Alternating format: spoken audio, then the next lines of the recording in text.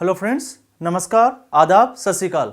मैं कमलेश कबीर आपका स्वागत करता हूं आध्यात्मिक यात्रा के इस नए एपिसोड में। और आज मैं आपको बताना चाहूँगा कि आज का जो हमारा एपिसोड है वो बहुत ही महत्वपूर्ण है, क्योंकि आज हम बात करेंगे शरीर की ऊर्जा स्रोत की, जिसको हम कुंडलिनी या सप्त चक्रा के नाम से भी जानते हैं। और सप्त चक्रा की जब हम बात करते हैं तो ये हम पुराने औषधि विज्ञान की अगर हम बात करें या ग्रंथों की बात करें, पुराणों की बात करें या आयुर्वेद की बात करें, तो यहाँ पे इसका बहुत ज़्यादा वर्णन हमें देखने को मिलता है जब हम कुंडलिनी की बात करते हैं। क्योंकि लगातार इसके अगर टॉपिक को अगर हम देखते हैं तो हमारे शरीर का ये वह पार्ट है जहाँ से हमारी ऊर्जा जो है वो उसमें निहित होती है और ऊर्जा जो है वो जनरेट होती है। तो यहाँ पे लेकिन अगर प्रेजेंट टाइम में हम देखते हैं तो बहुत सारे जो इसके साथ में मिथ भी जुड़े हुए हैं, क्योंकि कुछ लोगों ने इस पूरे जो ऊर्जा का जो स्रोत है उसको अलग अलग पार्ट में अपने अपने पंथ को आगे ले जाने के लिए इसको डिवाइड कर दिया और लोगों को कहीं ना कहीं गुमराह भी करते जा रहे हैं। जैसे अगर हम इस वीडियो में थोड़ा आगे बढ़ेंगे तो ये चीज़ें हमारे सामने आती चली जाएगी। जैसे कि हम हमारे शरीर की बात करते हैं या शरीर विज्ञान की बात करते हैं तो हमारा जो शरीर है उसमें 72,000 नाड़ियाँ होती है और इन 72,000 नाड़ियों में से 12 जो नाड़ियां हैं वो हमारे मस्तिष्क में स्थित होती है। और इसी मस्तिष्क की अगर हम बात करें तो मोटे तौर से हम देखते हैं कि हमारी जो 3 नाड़ियां, जिसको हम इंगला, पिंगला और सुषुम्ना, तो यहां से अगर हम ऊर्जा स्रोत की अगर हम बात करते हैं या कुछ भी हम शोधन की बात करते हैं तो सबसे पहले हमें इंगला और पिंगला का शोधन करना होता है। और इंगला और पिंगला का, जैसे हम अनुलोम विलोम की प्रक्रियाएं करते हैं, कपालभाति करते हैं, प्राणायाम करते हैं, तो सबसे पहले हम इंगला पिंगला और उसके बाद में हम सुषुम्ना को जागृत करते हैं। और जैसे ही हम इसको जागृत करते हैं फिर ये जो है वो सीधी इंगला पिंगला के बीच से ये सीधी सुरती में चढ़ जाती है और फिर उसके बाद में ये जो है वो मोक्ष द्वार तक हमें ले जाती है, जिसको हम कपाल भी कह सकते हैं। तो यहां से हमें ये चीजें सीखने को मिलती है। लेकिन समय के साथ में कुछ लोगों ने इसको बिल्कुल ही उलट कर दिया। जैसे हम कभी भी ध्यान की बात करते हैं या किसी के मोक्ष की बात करते हैं तो बहुत सारे धर्म गुरुओं ने इन्होंने क्या किया कि उनका कहना है कि अगर हम आज्ञा चक्रा पे वर्क करते हैं, जैसे ओम का हम उच्चारण करते हैं, तो हम जो है वो मोक्ष को प्राप्त कर सकते हैं या सीधे हम परमात्मा से जुड़ सकते हैं। लेकिन यहाँ पे ये कहना बिल्कुल ही गलत है। क्यों?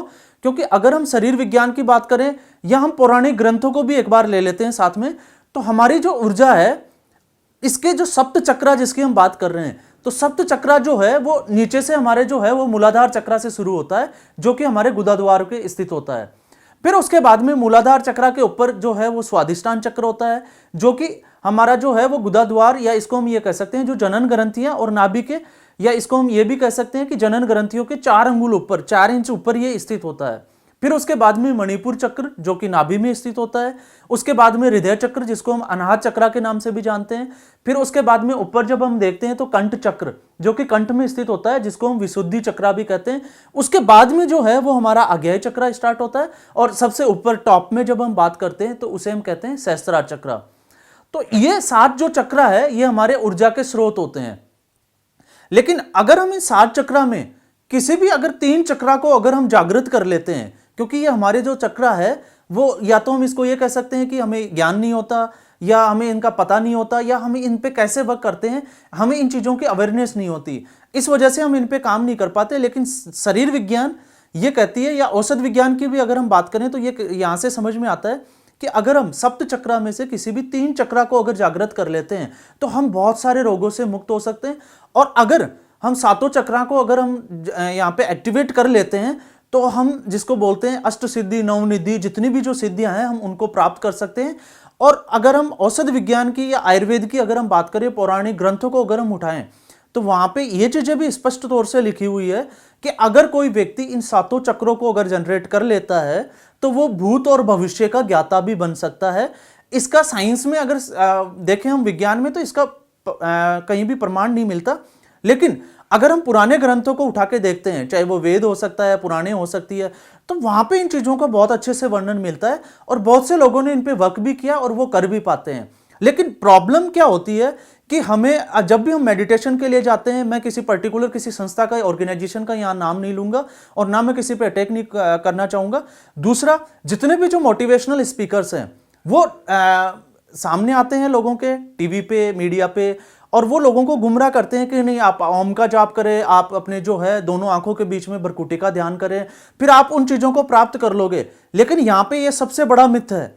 क्यों मिथ है? क्योंकि अगर हम एनर्जी की बात करते हैं तो हमें एक चीज को समझना बहुत जरूरी है कि सबसे पहले जो हमारी जो एनर्जी है, ऊर्जा जो है, उसका प्रवाह कैसे होता है, और हम इस पूरी ऊर्जा को, जो हमारे शरीर की जो ऊर्जा है, जिसको हम कह सकते हैं कि इसको हम खराब कहां करते हैं, ये हमारे शरीर से बाहर कहां से निकलती है, तो इन चीजों को समझना भी जरूरी है। तो सबसे पहले अगर हम ऊर्जा के स्रोत की बात करते हैं तो हमारी जो ऊर्जा का जो प्रवाह होता है वो हमेशा, इसको हम देखें तो जब हमारे जो चक्रा जब एक्टिवेट नहीं होते तो ये ऊपर से नीचे की ओर होता है, और नीचे की ओर होने के बाद में मूलाधार चक्रा से ये बाहर निकल जाती है। और इसका सबसे अच्छा प्रमाण ये भी है कि हमने देखा है कि हमारी जो ऊर्जा है सबसे ज्यादा जो है वो आंखों से बाहर निकलती है या खराब होती है। तो हमें एनर्जी मेंटेन करने के लिए हम जब भी मेडिटेशन में जाते हैं तो आपको पता है कि हम अपनी आंखों को बंद करते हैं ताकि हमारी जो एनर्जी है वो वेस्ट ना हो। और आंखों से क्यों होती है? क्योंकि आंखों से, खुली हुई आंखों से जब भी हमें कोई चीज दिखती है तो हमारा ब्रेन जो है उसके बारे में सोच विचार करना स्टार्ट कर देता है, और जैसे ही सोच विचार स्टार्ट करना शुरू करता है तो हमारी जो एनर्जी है वो वेस्ट होने लग जाती है, या वो एनर्जी का कंज्यूम करने लग जाता है। उसके बाद में नाखूनों से होती है। इसीलिए आपने देखा होगा कि ध्यान की जो भी मुद्राएं होती है उसमें हमारे जो हाथ है, हम उन दोनों, आपने देखा होगा अंगूठे के साथ में हम जो अंगुली होती है तो इसको हम टच कर लेते हैं ताकि हमारा जो ऊर्जा का प्रवाह है वो नाखून से बाहर ना निकल के हमारे शरीर में वापस चला जाए, प्रवाह बन ना रहे। इसके अलावा आपने देखा होगा पैरों की भी हम स्थिति को देखें तो योग मुद्रा या ध्यान मुद्रा में जो हमारे पैर जो होते हैं वो जंघा पे हम रखते हैं और उसके बाद में उस पोजीशन में हम ध्यान करते हैं। तो ये हमारा बॉडी का पोस्चर होता है। तो ये अलग अलग जो पॉइंट है, इनके एनर्जी जो है वो अलग अलग तरीके से वेस्ट होती है। इसलिए ये इंपॉर्टेंट हो जाता है कि हम जो है वो हमारी एनर्जी को कैसे बचाएं। सबसे पहला पार्ट यही होता है कि हम उसको बचाएं कैसे। इसीलिए कहते हैं, देखो, जब भी हम ध्यान मुद्रा में बैठते हैं तो हम आसन क्यों बिछाते हैं? ताकि हमारी जो अर्थ वाला जो पार्ट है वो हमारी एनर्जी को खींचे नहीं, और हमारी जो एनर्जी का जो प्रवाह है वो शरीर के साथ बना रहे, जिसको हम ऑरा से भी रिफ्लेक्ट कर सकते हैं या ऑरा से भी उसको समझ सकते हैं। तो हमारी जो एनर्जी है, जैसे हमने बात की कि हमारी जो एनर्जी हमें मिलती है सहस्त्रार चक्र के थ्रू, और लेकिन ये वेस्ट कहां होती है? मूलाधार चक्र पे। तो इसको एक्टिवेट करने के लिए या इनको जागृत करने के लिए हमें इस एनर्जी के प्रवाह को थोड़ा उलट करना होता है, ताकि हमारी जो एनर्जी है वो मूलाधार चक्र से ऊपर उठना स्टार्ट कर दें, और हर चक्र के साथ में वो जागृत करती हुई सहस्त्रार चक्र तक वो पहुंचे। तो यहां पे अब हम बात करें जैसे मूलाधार चक्र की, तो हर चक्र को एक्टिवेट करने के लिए अपना एक साउंड होता है, अपनी एक मुद्राएं होती है, योग होता है, एक्सरसाइजेज होती है। उन चीजों के थ्रू हम इन चक्र को एक्टिवेट कर सकते हैं। लेकिन साथ में हमारी जो इंद्रियां हैं, या जिसको हम नाड़ी शोधन भी कहते हैं, इन चीजों पे हमें संयम भी रखना होता है। क्योंकि कुछ लोगों को लगता है जैसे कि हम तामसिक भोजन खा रहे हैं, और तामसिक भोजन खाने के बाद में अगर हम चक्र को एक्टिवेट करते हैं तो ये थोड़ा सा टिपिकल पार्ट हो जाता है, थोड़ा मुश्किल होता है। तो यहां पे इन चीजों पे काम करने के लिए हमें कम से कम 5 से 6 महीने तक पर्टिकुलर हर चक्र के ऊपर हमें काम करना होता है, उनकी साउंड्स के साथ में, तब ये जाके एक्टिवेट होते हैं, और एक्टिवेट होने के बाद में ये बहुत अच्छे रिजल्ट्स भी हमें देते हैं। तो सबसे पहले जैसे हम बात कर रहे हैं मूलाधार चक्र।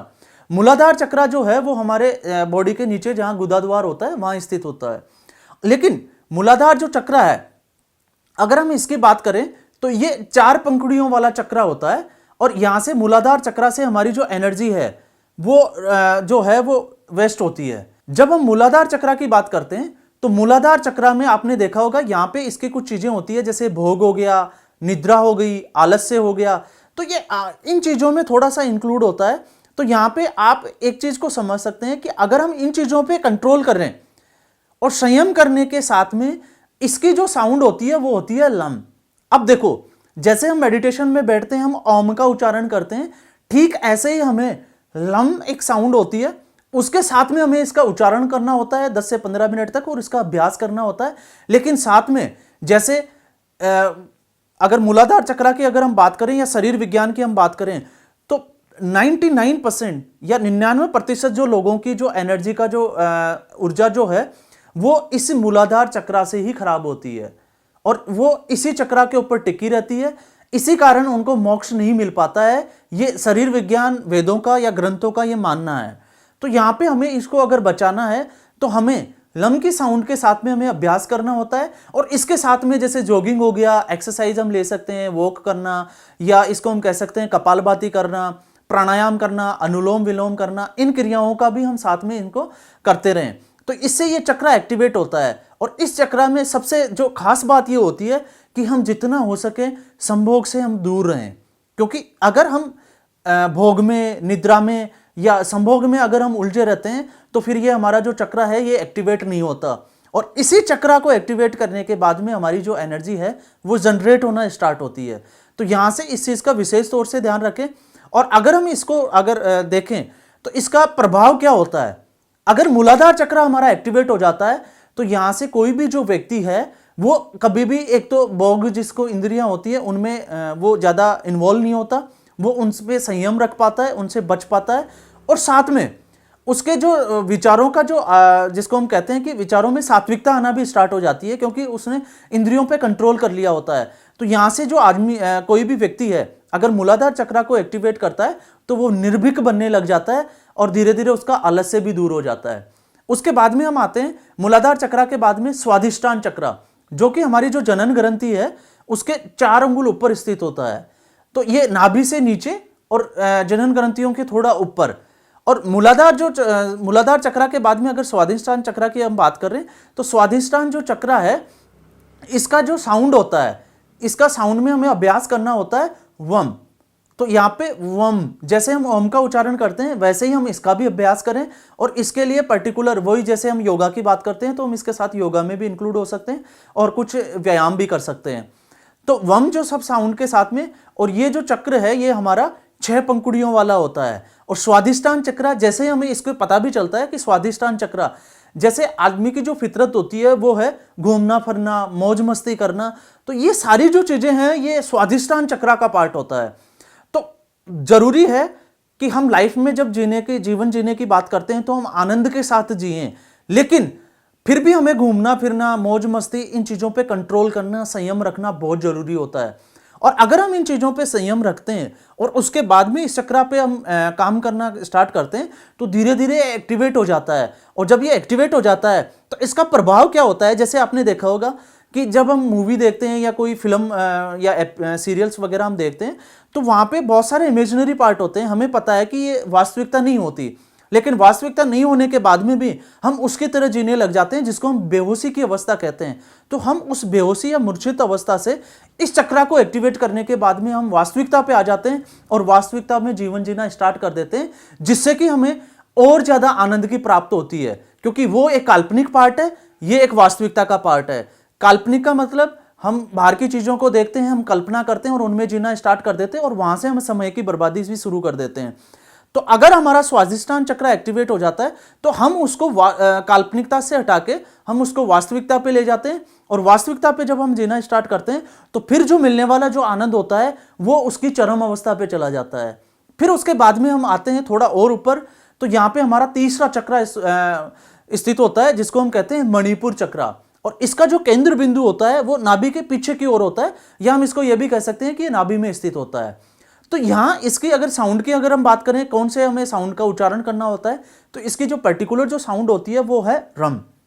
तो रम साउंड के साथ में अगर हम इसका अभ्यास करें और साथ में कोशिश करें कि हम हमारा जो नाभि वाला जो पार्ट है उससे श्वास लेने की, या इसको हम कपालभाति या भस्त्रिका जो प्राणायाम जो होता है हम उनका इसके साथ अभ्यास करें। तो रम में अगर हम इस वाले पार्ट पे, मणिपुर चक्र पे हम पार्ट करते हैं तो कहते हैं कि यहां से अगर इंसान की जो है वो डर खत्म होने लग जाता है। एक एग्जाम्पल से हम इसको समझ लेते हैं।